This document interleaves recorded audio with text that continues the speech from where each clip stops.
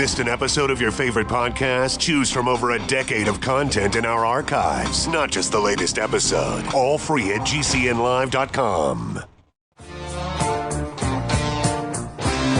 This is your call to action. Get prepared, America. Economy, survival, energy, disasters. This is USAPrepares.com. Informative radio, educational radio. Interact now by emailing instructor@USAPrepares.com or text at 434-390-7953. Class, please take your seats. Now, your instructor, Vincent Finelli. Everyone all set? Cocked? Locked? Here we go. Your dial set correctly to USA Prepares. We're delighted you're in class with us today. Guineith Isaacs is with us live in Australia. Welcome, Guineith. Hello, Vincent. How are you this morning? Guineith, we made history last week. You and I, they have a, as you walk... What, me falling asleep on air? Well, Genesis Communications Network, you know, when you walk into the lobby, you know, as you first enter the building, they have some photographs on the wall. And there you and I are. We are in the center of the photographs. And there we are, and we made history falling asleep on air. That we were the first to ever have done that. Well, like I said, it's the wee small hours of the morning here. And I had been working really, really hard that day with physical labor, and it's tiring. Yeah. You know, I think that people, if they're going to go and you know, become involved in a preparedness lifestyle, they have to be aware of the high levels of fitness, physical fitness, that are required, right. You know, just for daily tasks. And I did not mean that as a negative in any way, shape, or form, but what it does is it illustrates that, you know, we're a faculty of volunteers. We are volunteering our time, day and night, to prepare, to present information, to present things that we have learned, that we're willing to share with anyone who is willing to listen, to pay attention. And we do it on our own time, day and night. And you are the prime example of that. In the middle of the night in Australia, you wake up for this broadcast to spend 2 hours with us every week, and I really want to thank you. So I was kind of just, you know, kidding about how we are on the Hall of Fame in the lobby at Genesis Communications. I was just kidding about that, but you know, I think it illustrates the point that what, as you said so eloquently, the lifestyle that many of us at USA Prepares have is rigorous. You know, people will call the farmhouse right after the broadcast is over, and I'm gone. I'm on the tractor. You know, right now, before the broadcast, I was out working on the baler because we're going to be baling hay today, and so, you know, checking it, greasing it, making sure everything is right because I want to avoid failures. That's before the broadcast starts. I mean, so our day begins before the microphone is powered up, and that's just the way it is, and I know it's that way with you. So I wanted to thank you and let our audience in class know that that's really what it's like. This is live radio. There's no safety net, none whatsoever. It's not scripted. It's what you hear is what we think. And speaking of that, Guineith, you have not met this instructor, but he's in Guatemala. His name is Mike Ma. Mike Ma's been to the farm many times. He stayed overnight here many times. He likes this area of the world. He teaches classes on survival. He is a combat Marine.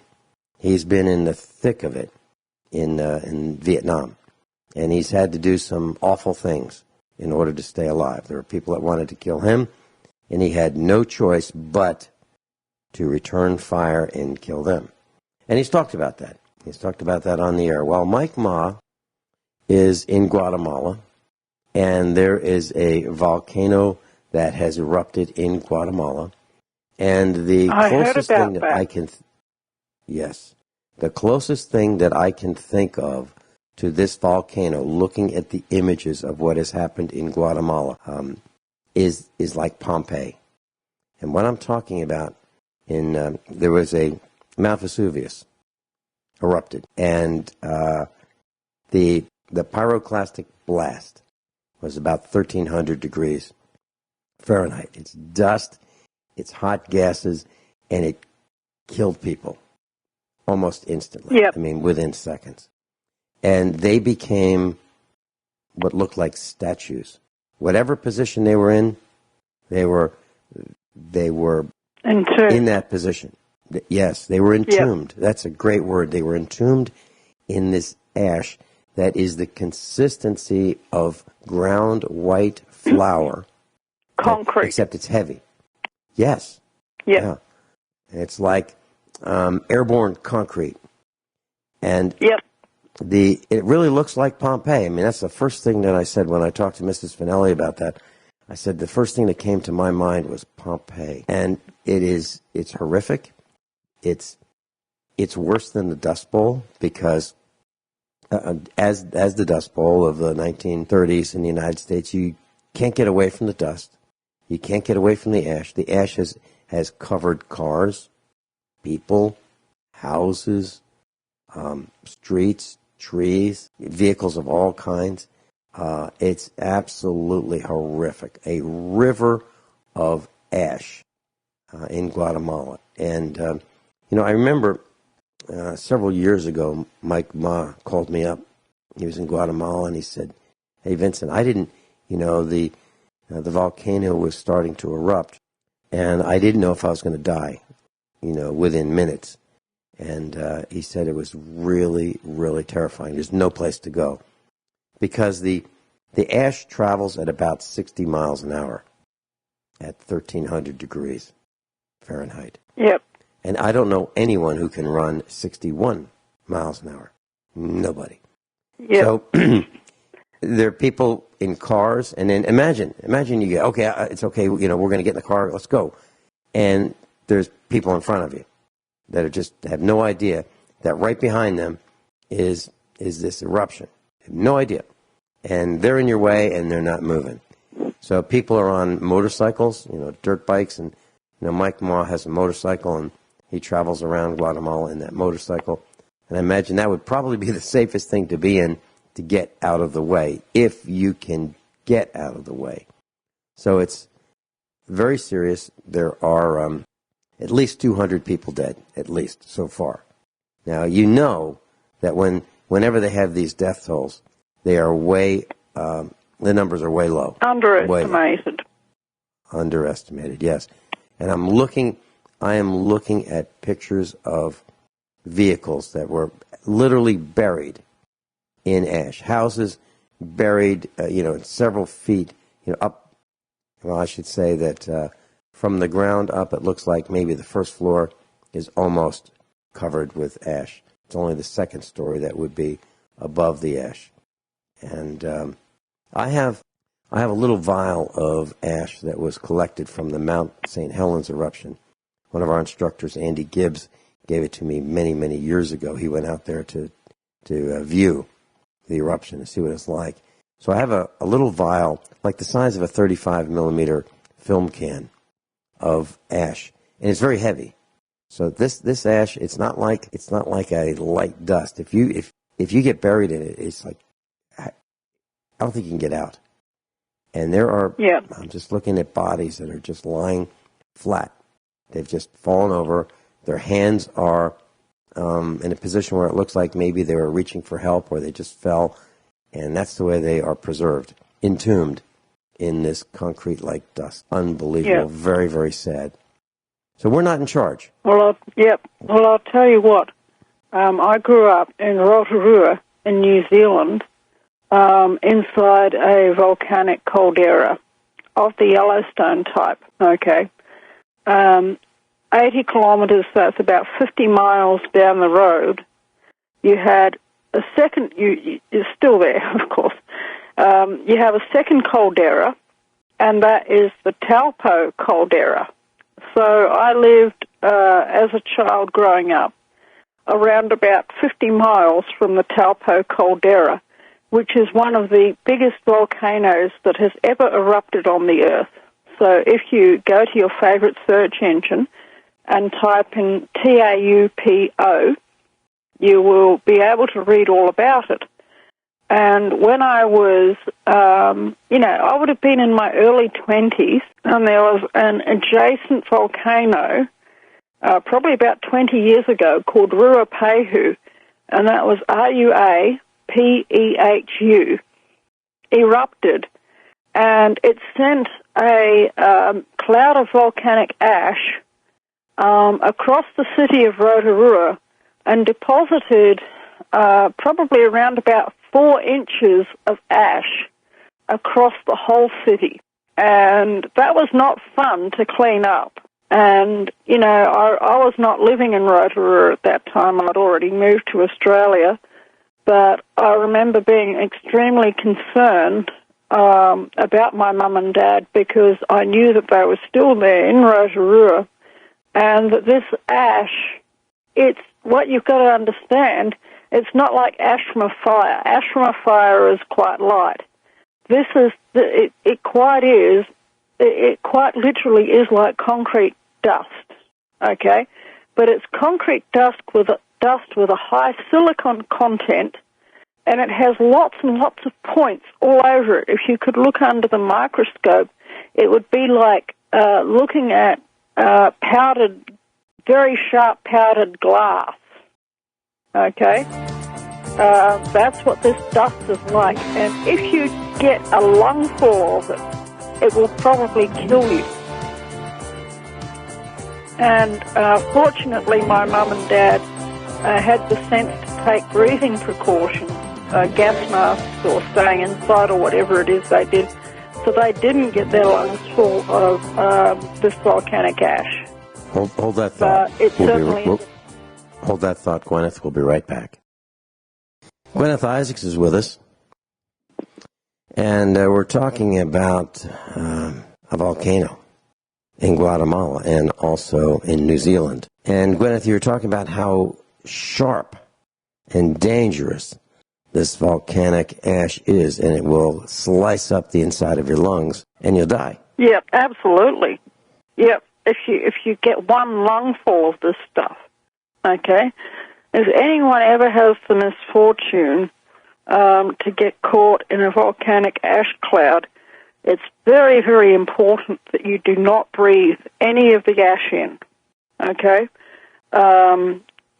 If you are inside, you should stay inside. Do not open any doors or windows, okay? And if you have any air conditioners that are vented to the outside, you should not open the vents and you should not turn the air conditioning on, okay? And chimneys should be blocked. And just, you need to block underneath doors, and you need to tape around the edges of windows because this dust, it really is so fine, okay? It will filter in through cracks in window frames, under doors, through keyholes, you name it. And especially when these ash clouds come, you've got to be aware that if the cloud's traveling at 50 or 60 miles per hour, that's a 50 or 60 mile per hour wind, okay? Which means it's sandblasting this stuff, okay? That's why, and even if, you've taped up your whole house and then you get loved ones hammering at the door, you are going to have to leave them outside.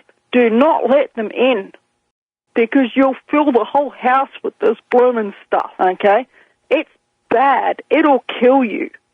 It'll kill you within just a few breaths. And that's really, really important for people to realize.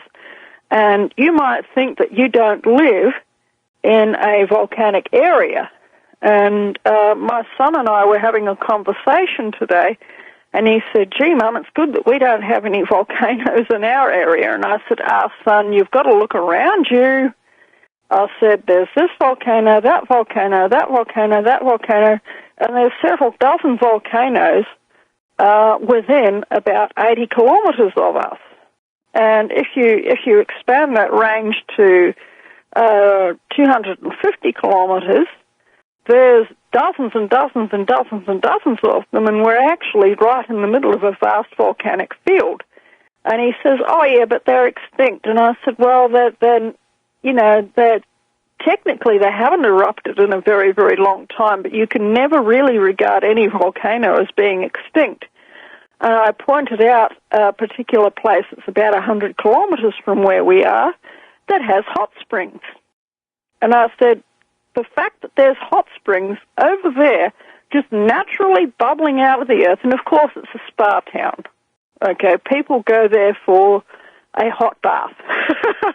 And it's not as big a spa town as Rotorua, and the springs are not as abundant as they are in Rotorua because this is a lower rainfall area.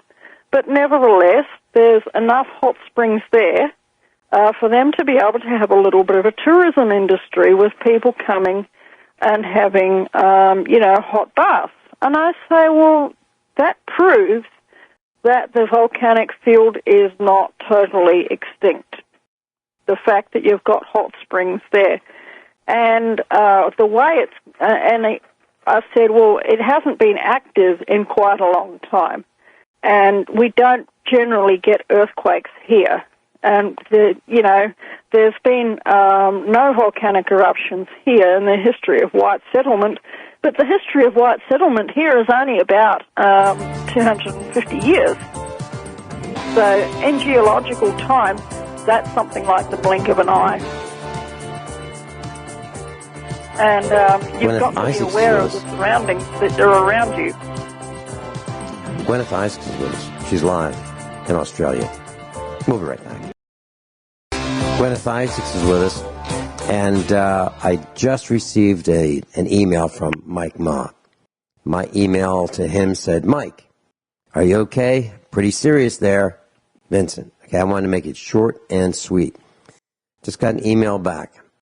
It says, now I'm in Oklahoma being a cowboy. Just got back from China and the Orient for 5 months. Many challenges to overcome. I was in more danger there than in Guatemala surviving a volcano. Wow. I'm in good health and in good spirits. Thank you for thinking of me. That means a lot to me. I hope the family is well. I think of all of you and our fun times together. Maybe that means I'm getting old. Take care. God bless. Mike. It's Mike Ma. So he's safe. He's in the United States, in Oklahoma, just several hours down the road from us here. And it's good to hear from him. I'm glad he's out of harm's way, but there are others who are in harm's way. Very, very serious. And, when I'm out on the fields, Gwyneth, I look at the dirt that we have, and I know some of the dirt on our farm came from the Dust Bowl. I know it came from west of us, and it came from Texas, and it came from Kansas, and it came from Oklahoma. And there are some farms that don't have very much dirt at all on top of the rocks, and we have more than most. So it's kind of fortunate for us, so we're able to grow, grass a little better than some other farms. But the Dust Bowl, very serious, and volcanic ash is even worse. And what you said rings true to everything that I've learned about the Dust Bowl. And when the dust was coming, you'd see it off in the distance. You'd run into your house. You'd make sure that you stuffed newspapers under the doors. Any cracks were sealed up. Keyholes were sealed up. Any window cracks were sealed up. You put wet cloth over your face so you wouldn't inhale the dust. And if you were trapped in it, you couldn't get your bearings. You couldn't figure out where you were because you were in a fog of dust. You couldn't breathe. You couldn't see. All the signs, the landmarks were not visible. It was just awful. No place to go.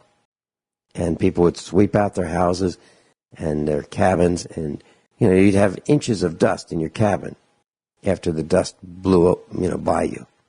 And dust went from the Midwest to Boston. They got the dust that far away. Yes. So from the middle of the country to the East Coast, this dust flew, airborne. And so when you think about that, you think about how dangerous volcanoes are. So I did a quick search about, the United States and, which states have volcanoes. Well, there's the Crater Lake volcano in Oregon. There's the Redoubt volcano in Alaska. There's Mauna Loa volcano in Hawaii. The Lassen Volcanic Center in California. The South Sister volcano in Oregon. The Mount Shasta volcano in California. The Mount Hood volcano in Oregon. And the Mount Rainier volcano in Washington. Those are just some of them. But there are only 3 that are really of concern, and that would be Kilauea in Hawaii, the Yellowstone caldera in Wyoming, and Mount St. Helens in Washington State. Those are the ones that, are still of some concern. Beth, do you have more you'd like to share about the dangers of volcanoes or any experiences that you've had that you think we should know about? Okay.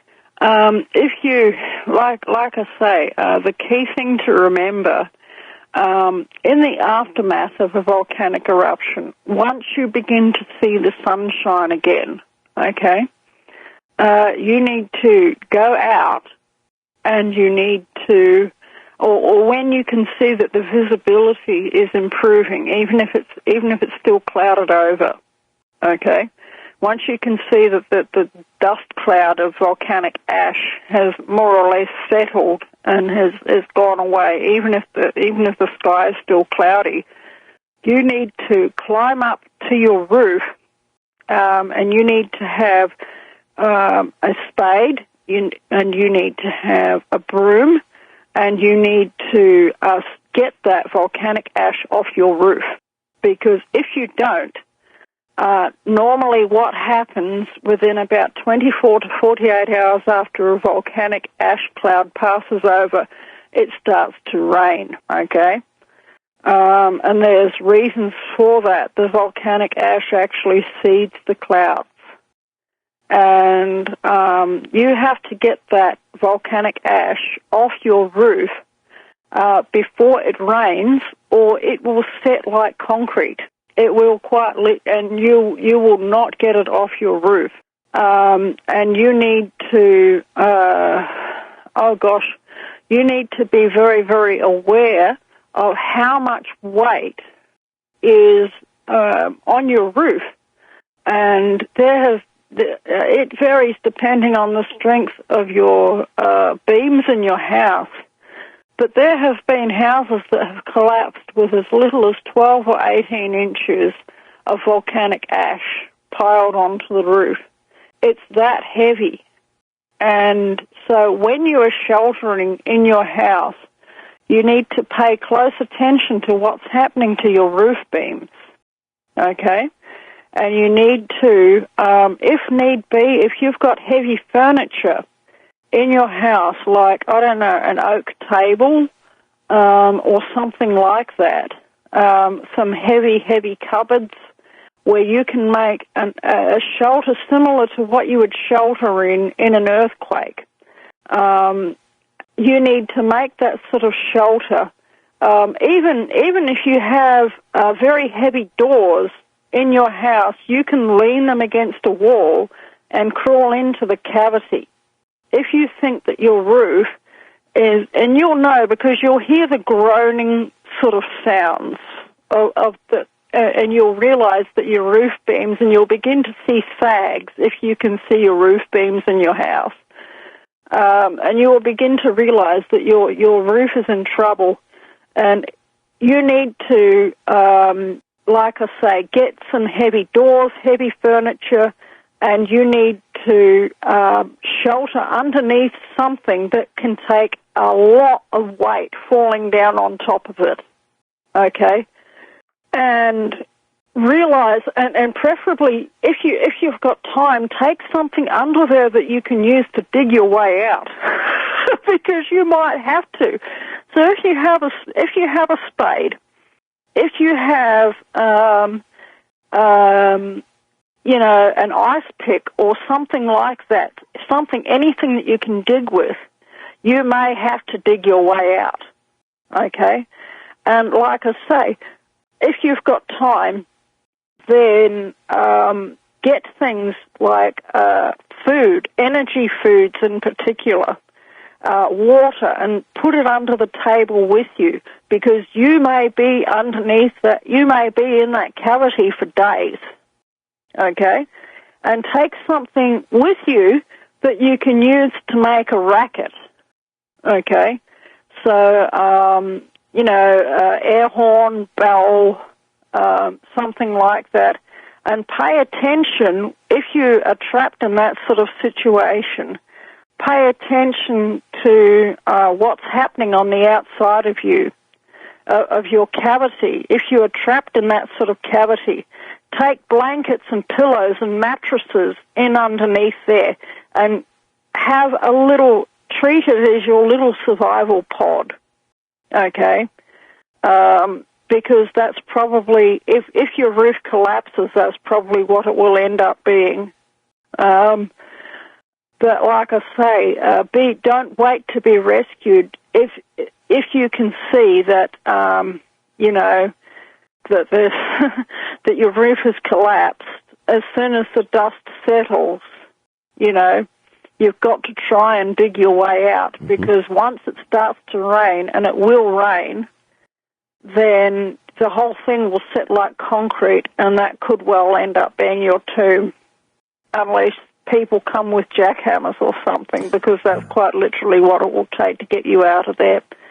And the thing is about volcanic ash, it's very, very good at deadening sound. Okay? It quite literally is natural concrete. And you know that if you're in a concrete chamber and you shout your lungs out, no one can hear you, okay? But this is what you need to do if you are ever trapped in that sort of circumstance. Yeah, and I pray to God that the people who are trapped there in Guatemala are going to be okay, because they are in a very, very, very unfortunate circumstance indeed. Yep. I just looked very quickly. Let me just do a quick calculation here. 1 second. I'm just typing in some numbers. Divided by 9. Okay. What I've found out that if you look at a typical roof in the United States, it can support about 20 pounds of weight per square foot. Okay, so that's a roof in good condition. We'll talk about this is an average roof, 20 pounds per square foot before it becomes stressed. Now, what does that mean? Well, a saturated cubic foot of snow. So if you have 1 foot of snow that's saturated, that weighs about 20 pounds. So 1 foot of snow is about the maximum that you would want to have on a roof before it collapses. Okay. Now, what about a shovel full of snow? How much does that weigh? Well, a wet snow shovelful weighs about 20 pounds. When we come back, I'm just trying to give you an indication of snow versus ash. And I'll tell you how much ash weighs. Ash is a lot heavier. Way heavier. When we come back. So I did some quick back of the napkin, if you will, type calculations during the last few minutes of the broadcast. And here's the way it is. So a typical roof, if it's in good shape, should be able to sustain a load of about 20 pounds per square foot. Okay, 20 pounds per square foot. Well, if you have some wet snow and it's a foot thick, 1 square foot of that weighs about 20 pounds. That's about the maximum you'd want to have on your roof. Okay, let's convert that to dry volcanic ash. So dry volcanic ash weighs about 22 pounds for 4 inches thick. Much, much heavier. So now if you had 1 foot or 12 inches of dry volcanic ash on your roof, that would be about 66 pounds per square foot. That will collapse your a little roof. greater Just 4 than, inches, 3 or 4 yes. inches will collapse your roof. That's not much. So 1 foot of it, right, 1 foot of it is greater than 3 times a typical roof's carrying capacity. Now, that's if the roof is in good shape. Now let's just talk a little bit more about this. Well, when you re-roof a house, what happens is you start with the first roof. You've got the sheathing under the roof, or the pine decking, okay, under the roof. Then you have, well, you've got some boards. We'll call it plywood. We'll call it roof sheathing. We'll call it decking, whatever it is. Then you've got some tar paper, and then you've got some roof shingles. When you add your next roof, because the first one failed, and you want to replace the roof, they just add the next roof on top. Now you're adding more weight, a lot more weight on top of the first roof. Then that roof wears out, and you add another one on top. So now you have seriously decreased the amount of load carrying capacity of your roof, because you have the first roof plus the second roof plus the third roof. And those shingles are really heavy, really heavy. So you can look that up and find out how much the shingles weigh that you've got on your roof, and you'll be quite surprised. Now, wet ash, we've been talking about dry ash. So a foot of dry volcanic ash will be greater than 3 times the typical roof's carrying capacity. If it gets wet, it'll be 2 times greater than that.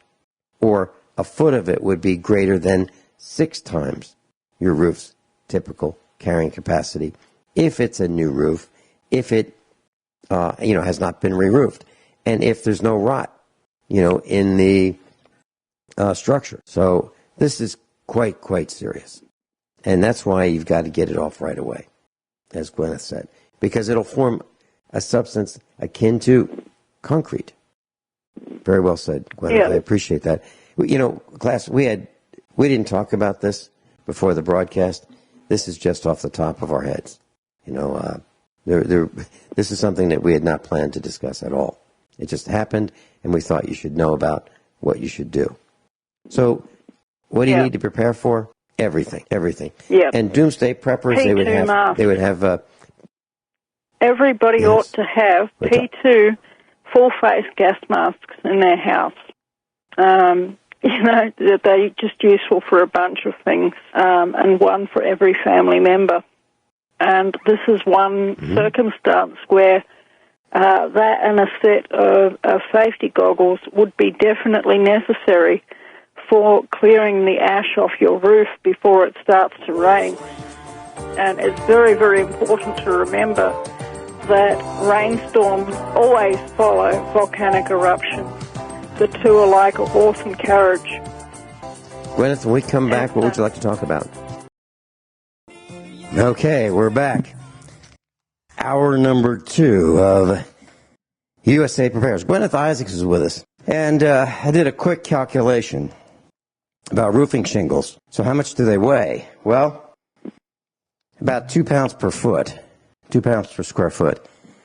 So if you have a roof that has its original roof shingles, you've decreased the carrying capacity of that roof by 2 pounds with the first roof. Second roof, 2 more pounds. Third roof, 6 pounds. So keep that in mind. Guineith, your thoughts? Okay, yeah, I'd absolutely agree. What you've also got to realize is that volcanoes hardly ever erupt totally without warning. Okay? And if you know that you have a volcano of the magnitude of the one in Guatemala or Mount St. Helens or some such volcano in your vicinity, and it starts to send out imminent eruption signals, you're an absolute fool if you ignore them. Okay? if you delay in moving out of the area, you only have yourself to blame if you're caught in the, in the after effects of the blast, okay? And, you've got to realize that these volcanoes are absolutely gobsmacking in their explosive power, many, many, many times greater than even the biggest atomic weapon that humans have ever created. Okay? I'm talking especially about, they're called high silica volcanoes, which are the more dangerous kind. They're not the kind like the Kilauea volcano, which tends to produce vast streams of lava, is that the one that's producing lava at the moment in Hawaii? Mm-hmm. One of the biggest, yes. lava rivers that's ever been seen. Is that Kilauea or is that another one? That's Kilauea. That's Kilauea. Yes, you're I thought right. It would be. Mm-hmm. And but far more dangerous is volcanoes like Kilauea are called low silica. That means they don't have very much of a chemical called silica in their magma. Okay, and what silica does is it makes the magma much, much more sticky. And often what happens in a high silica volcano is the magma is so sticky that it gets stuck in the pipe and builds up pressure. And it's at that point that you begin to get what's called harmonic earthquakes. Okay? That means a constant low rumbling coming from the direction of the magma chamber and the vent, the volcanic vent. Okay? And when it gets bad, when an eruption is even more imminent, you get another type of seismic signal, which is called a drumbeat, okay, where there is a seismic shock on a very regular basis. And it could vary. It could vary from once every few minutes to once every few seconds, okay? But it's like boom, boom, boom, boom, seismically.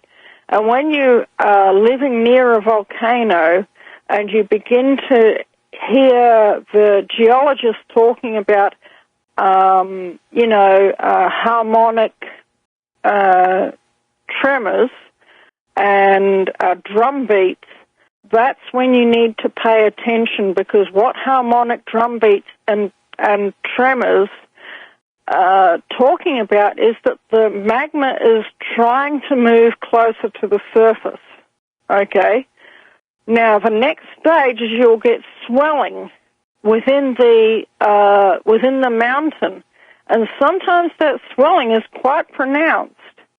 On the side of Mount St. Helens, before it erupted, I think the swelling was in the order of maybe 100 feet or more. I'm not quite sure, but I remember that even from quite a distance, it was actually visible that the mountain had this gigantic bulge in its side. And if you look at photographs that were taken in the days immediately preceding the eruption of Mount St. Helens, you can actually see this bulge in the side of the mountain, and the pressure built up to such an extent that it actually blew out the side of the mountain instead of out the top. Okay? And this is what you've got to be aware of, and all that magmatic pressure, and often the silica will separate out of the magma during the pressurization process, and that's what forms the volcanic ash. Okay, you've got nuae ardente, which are very hot pyroclastic flows that are extremely fast moving. Okay, we're talking not 50 or 60 miles per hour. We're talking about that even if you're in a speeding train, many hundreds of kilometres or many hundreds of miles per hour, sometimes that Nui Ardente can travel at, and they particularly travel down valleys. And they are boiling hot, very, very acid, pyroclastic flows, okay? And if you're caught in one of those, you'll probably be instantly killed and not even know what hit you. But if you're living in an area where there are volcanoes, I would urge everybody to learn what the signals have been in the past when your particular volcano has erupted, because the thing is, different volcanoes do send out different signals. And just because one volcano sends out one set of signals, it doesn't mean that the volcano next door is going to have the same set of signals. Okay. Does that make sense, Vincent? Absolutely. Absolutely. And, I was looking at some of the information about Mount St. Helens, and the volcano eruption that you're talking about was quite pronounced. It was in 1980 in Washington State in the United States. It was there's dust everywhere, volcanic ash everywhere. Quite serious, and I don't want to be anywhere near one of those. It blew away about half of its mass, didn't it? Yes, it did. Yes, it did. Yeah. That's quite a bit of ash and dust and crud and rocks. The other thing that can happen is called lava bombs, and this is especially with high silica volcanoes, is it will not send the lava out in a nice, orange-red looking stream. It'll send it out in bombs or huge lumps of rock that could be the size of a car or could be the size of a house. But even if they're just the size of a softball or smaller, if you get hit by one of these lava bombs, it's going to kill you. Mm-hmm. And we were talking about Mount St. Helens when it erupted in 1980 in Washington State was the largest and most destructive volcanic eruption in the U.S. It was pretty serious. Made the news for a long time. And you're right, that ash is extremely heavy. And as I mentioned during hour number 1, I have a sample of the Mount St. Helens ash, and it is extremely heavy. So, class, just to revisit, the roofing component of this. So, if you have shingles on your roof, which many of us do, composition shingles, they weigh somewhere between 200 pounds per square for a very, very lightweight composition shingle to 350 pounds per square. So what is a square? That's 100 square feet.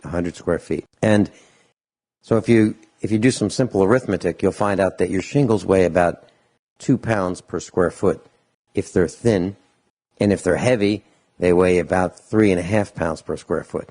And the difference would be, if you look at the architectural type shingles, the ones that aren't really smooth, and they have a different kind of a look. They look heavier.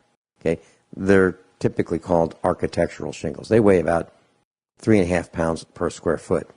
So if you look at your roof and you say, well, I've got my first roof on, I've got my second roof on, I've got my third roof on. So if you have a light-duty shingle on each of the roofs, that's first roof, second roof, and third roof at 2 pounds per square foot. That's 6 pounds that you've taken off the carrying capacity of your roof. If you have the heavy shingles, you've got 10.5 pounds of roof carrying capacity off your roof, if you assume that the carrying capacity is a roof without shingles. So keep that in mind. If you've got 3 layers of shingles, could that mean that your roof and you're caught in a volcanic ash storm? Does that mean that your roof could quite literally collapse under as little as 2 inches of ash? That arithmetic holds true. That's correct. That's exactly correct. So, yeah, and here in the United States, Typically, 3 roofs is the number that's the maximum number, 3. So keep that in mind, class. We'll be right back. You know, Guineith and I were talking hour number 1 about, how busy we are in our lifestyle. So during the commercial break, my son and I recharged the air conditioning system of a tractor that we're getting ready to bale hay with in a few minutes. So right after the broadcast, we're going to be baling hay, and to get it ready, I ran outside and hooked up the refrigerant, and we recharged the air conditioning system together. So that's kind of that's kind of the stuff we do, and we try to make every minute count. So if I sounded out of breath, that's because I was. Guineith, what else would you like to talk about today? Okay. What I really want to, discuss is, I think, did we mention about that girl that got bashed up by the police? I think we did mention that last week, didn't we? Well, you and I talked about it off air. Let's talk about that. Oh, yeah, We're talking about on the East Coast of the United States. I believe it was the New Jersey shore. It was on the New Jersey beach. Yep. Over Memorial Weekend, there was a woman, and she had this police officer following her. She had an unopened wine cooler in her bag. She was 20 years old. She was actually quite good looking, and this police officer repeatedly accused her of having alcohol on the beach, and he got her to blow into a breathalyzer twice, and he got really, really seriously angry when she would not give him her name. And he basically ran after her, threw her to the ground, punched her 5 times in the head, and then proceeded to get her into a position that, could only be described really as rape. And he had 3 or 4 of his fellow gang members around him. And do you think even one of them tried to pull him off and slap him and say, get your head into gear? No, not even one of them. They were all helping and cooperating in the sexual abuse of this woman. And it was only afterwards that one of them had a fit of conscience and got a hold of his body cam footage before he deleted it and released it to the press. Now, that is absolutely disgusting, but the most disgusting thing is that when I heard about that, it absolutely did not surprise me 1 ounce. People have got to realize that the police are not our friends. They're not there to maintain law and order. They are there to be an extortionate racket, and they run a racketeering scam. And if anybody does not play along with their racketeering scam, recently they have become increasingly more and more inclined to just start thumping them. And that is disgusting, and the police have to realize that every time an incident like this happens, that they lose our respect, and they lose the moral high ground, and they lose our desire to want to help them. And they don't realize that without our help, they have nothing. And the more people get abused by the police in this manner, the more people realize that these are nothing but a bunch of violent thugs. Guineith, if we didn't have video, The police officers If we didn't have video of this, people are wouldn't believe on paid leave. what you're saying. They're on paid We'll be right leave. back. They get a free holiday. Yeah, paid. Free holiday. We'll be right back. So we're talking about what happened to this young woman on the beach in New Jersey during Memorial Day and during the weekend. And one of the things that I noticed is that people were able to video it, but no one jumped in. No one said to the cops, "What are you thugs doing? Why are you doing this? This is unacceptable." You know, you had a whole beach full of people and 2 cops, or a few cops. Why didn't all these people surround the cops and converge on them and yank them off this woman who they were pummeling? Why? Well, I can tell you that I saw firsthand just a slight hint of that. We had an expo in Lebanon, Missouri, spelled Lebanon, and the cops decided to sneak in the back door and check it out, you know, on duty, right? They think it's their right because they're on duty to go wherever the heck they please, including to an event that they didn't pay admission for. Well, I approached them and explained to them that they could not be at our event after 6 o'clock that evening unless they were out of uniform and off duty. And they took offense to that. They said, "We're cops, this is what we do." And they were going to tell me how it goes. I was a tenant. I was renting the property. I was in control of the property, except they said, "Yeah, but we're the city, and we're the cops, and we'll show you." And no one, let me say it a different way, no one came to help me. It was me against the cops. No one came to help. They watched. So I got to see a bunch of preparedness-minded people watching Finelli, 5'7", standing up at 138 pounds, standing up to 2 large cops. Canine cops. That's one step below SWAT team, in my opinion.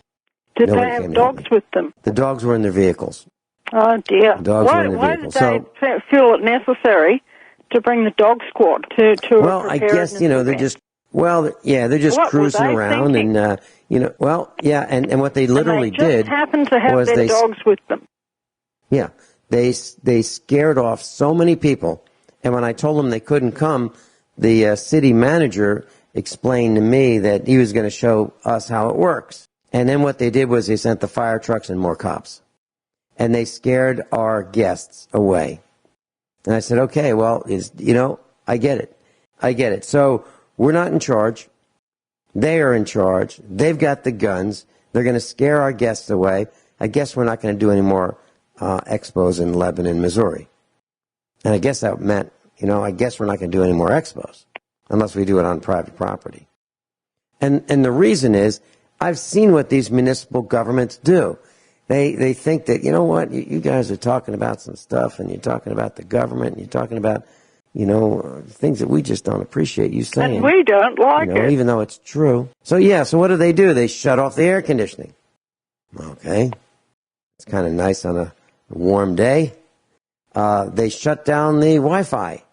Oh, and back then, you couldn't do commerce without Wi-Fi. Not everybody had, smartphones that could do e-commerce. So they depended on Wi-Fi. They shut that down. I mean, they wouldn't let us use the water. They wouldn't let us prepare meals using their room, their kitchen, their stove, their refrigerator. Then they called the Board of Health on us. I mean, they did everything they could. And I'm not just talking about Lebanon. I'm talking about Lebanon and Springfield, Missouri, a couple of venues where we had the expos. They did everything they could to make life difficult for us. So, when you talk about the cops, I keep hearing people say, 95% or 99% are good. Okay. Yeah, I'd like to see what Show me they are. one. Yes. Show me one. Because around here they're 100% bad. All right. Well, and when you say 100%, people say, yeah, but my neighbor's a cop and he's a really good guy. All right. Well, does your neighbor route out the bad cops, the ones that are taking bribes? I don't think so. These guys have a blue glue. So when one's bad or 2 are bad, the others say, well, if they're doing it, we can do it. we can run our own racket within the blue plague, and becomes a racket. It becomes extortion. It becomes, well, I'll tell you what, you perform a few sexual acts for us, or, whoever the cops are, we'll make this ticket disappear. Yep. Or if you pay us, we'll make this ticket disappear. Here. But people probably don't believe us. They probably say something else that happened to a friend of mine. I think I mentioned this earlier, but I think it bears saying again. She had a neighbour of hers come over to her house at 3 a.m. in the morning. I have mentioned this story before on air. Broke all the windows on that side of her house, smashed in her back door, and threatened to kill her. She dialed the emergency number in our country, pleading for help. She was in desperate fear of her life, and she was told by the dispatcher that every cop in the district was asleep and that she should call back in the morning. And that's just not good enough. How about the... You know why? How about the 911 dispatcher? Go ahead. Yeah, because you know why that was? Couple of reasons. For one thing, there wouldn't be any sort of quota allocation for such a call-out. And for another thing, the person who did this happened to be transsexual. How's that? And apparently, transsexuals have developed this lovely, for them, not for the rest of us, Teflon coating where nobody dares to say boo to them. And it's just not good enough. Yep. So there we go. Well, there was an E911 dispatch person, a former E911 operator who hung up on thousands of calls, people calling in for emergencies in Harris County, Texas. Now, she's been sentenced to jail. Crescenda Williams was found guilty of interference with emergency telephone calls after systematically hanging up the phone on residents of Harris County. Now, so what do you do to someone who hangs up on phone calls, thousands of phone calls, a government employee, okay, vetted by the government, as this person is certainly of sound mind and body to handle these emergency calls, has obviously been trained, and this person hangs up on thousands of calls. What do you do? Well, I'll tell you what they did. They sentenced her to jail for 10 days. 10 days. Oh, what? Let me say that a different way. 10 days? 10 days. So here you've got emergency. How many lives did she endanger? 10 days in the Huskow. Well, could be thousands. Could be thousands. Wow. This is a breach of the public trust. So what do you do? We don't know. We don't know. This, according to Fox News, that's mainstream, right? Okay. According to FoxNews.com, the dispatcher also hung up on a caller who tried to report a violent robbery. That's one thing that she did. So the public servant betrayed the public trust, broke the law. Now, 10 days in the Huskow, really? What would Vinny do? Well, Vinny would say, you know what? Who's in charge? Who's number one in charge? Who's number two in charge? Who's number three in charge? Okay. All y'all, you fired. I'd fire the top three people. Why? Because the culture allowed this. The culture of that organization allowed this former 911 operator to hang up. Who's paying attention? I don't think very many people are paying attention. Now, what do I know about E911? Believe it or not, Vinny was responsible as a consultant to build a network in a city of about 100,000 people on the East Coast in 1990. I did that. I automated the city. City Hall, the airport, Parks and Recreation, the police station, E911. I was the guy.